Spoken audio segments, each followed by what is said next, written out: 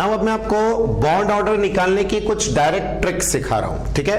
तो पहला है हमारा ट्रिक 1 कि हम कैसे बॉन्ड ऑर्डर निकालेंगे। तो मैं कहूंगा जिस भी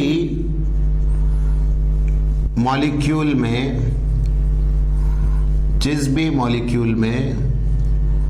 जितने बॉन्ड होंगे, जिस भी मॉलिक्यूल में जितने बॉन्ड होंगे उसका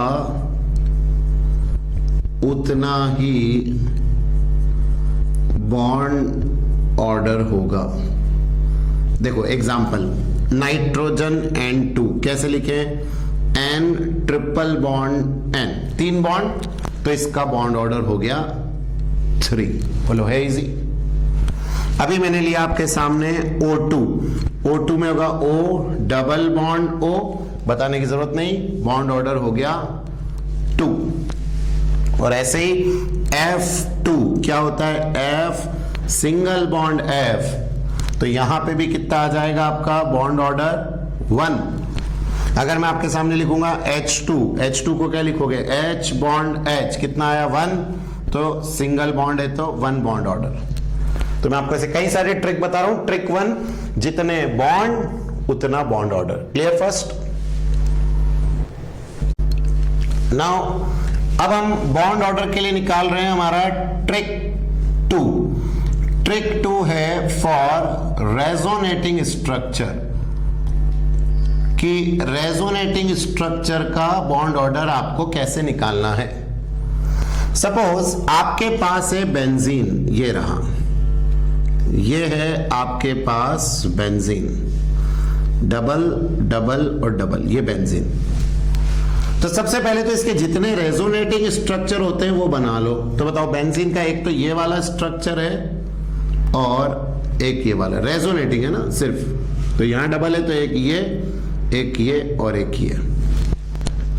तो रेजोनेटिंग स्ट्रक्चर, अब कोई इसमें पूछे क्या होगा बॉन्ड ऑर्डर, तो इसमें तो डबल भी है सिंगल भी है, तो मैं ना 2 बोल सकता हूं ना 1।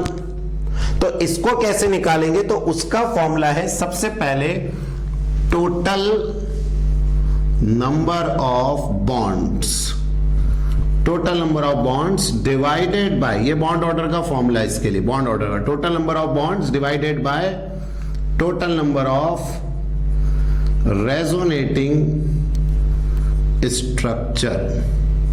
अब आप कहेंगे sir total number of bond मतलब सिर्फ टाइप्स के, ऐसा नहीं सारे गिनने लग जाएं। जैसे एक डबल है और एक सिंगल है, हमें तो एक एटम का निकालना, तो एक एटम सपोज ये रहा कार्बन, तो ये कौन कौन से बॉन्ड बना रहे? डबल और एक सिंगल। तो मैं आपसे क्या कहूंगा? टोटल नंबर ऑफ बॉन्ड 2 + 1, 2 तो डबल का, एक सिंगल का, और डिवाइडेड बाय, बताओ रेजोनेटिंग स्ट्रक्चर कितने? 2, तो डिवाइडेड बाय 2 कितना आ गया? 3/2 इज 1.5। तो bond order of benzene is 1.5। बोलो निकाल लिया इजीली। ऐसे ही अगर हमसे कोई कहे कार्बोनेट का निकालो, कार्बोनेट बोले तो CO3 2-, क्या आपने इसका रेजोनेटिंग बनाया है? C डबल बॉन्ड O, एक O और एक O, ये माइनस। फिर इसका रेजोनेटिंग बनाते हैं C डबल बॉन्ड O और एक O, फिर ये वाला माइनस। और फिर हमारे पास एक और क्या आ जाएगा? C डबल बॉन्ड O और ये O और ये वाला माइनस। बोले 3 स्ट्रक्चर पॉसिबल है। अब इसमें टोटल नंबर ऑफ बॉन्ड 2, 1 और एक 1 और एक 1, तो टोटल 2 + 1 + 1, तो total number of bond 2 + 1 + 1 divided by resonating structure 3, कितना आ गया? 4/3, लगभग 1.33 आ गया। तो आपको अगर रेजोनेटिंग, इसीलिए रेजोनेंस भी इंपॉर्टेंट है कि रेजोनेटिंग स्ट्रक्चर पता होना चाहिए, कई बार कंपटीशन में आता है। और बॉन्ड ऑर्डर तो मैं कह रहा हूं इस चैप्टर का सबसे इंपॉर्टेंट टॉपिक है। तो अगर रेजोनेटिंग स्ट्रक्चर के निकालने आएंगे तो क्लियर, पहले total number of bond between atoms divided by total resonating structure. Now जो नेक्स्ट ट्रिक है बॉन्ड ऑर्डर की, ट्रिक 3, ये सबसे काम की होगी आपके लिए। तो how to calculate bond order, इसमें मैं आपसे कहूंगा पहले मैं लिख रहा हूं कुछ नंबर, ये है नंबर ऑफ इलेक्ट्रॉन, जिसमें मैंने लिखा 14।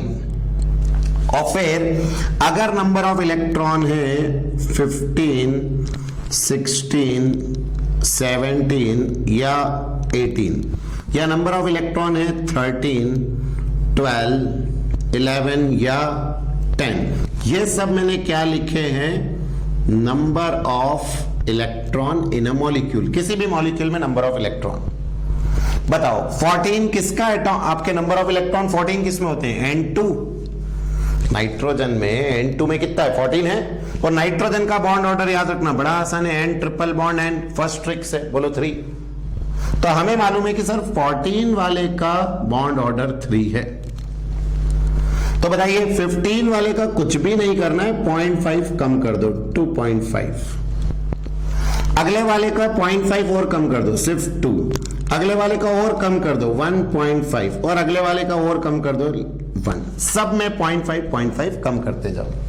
तो 3 आपको अगर याद है 14 का, तो अपने आप आपको ध्यान रहेगा, जिसमें भी 15 आ गया 2.5, 16 आ गया तो 2, 17 आ गया तो 1.5। और ऐसे ही ऊपर भी सेम चीज, 2.5 देन बोलो 2, देन बोलो 1.5 और फिर ये 1, ये बन गया।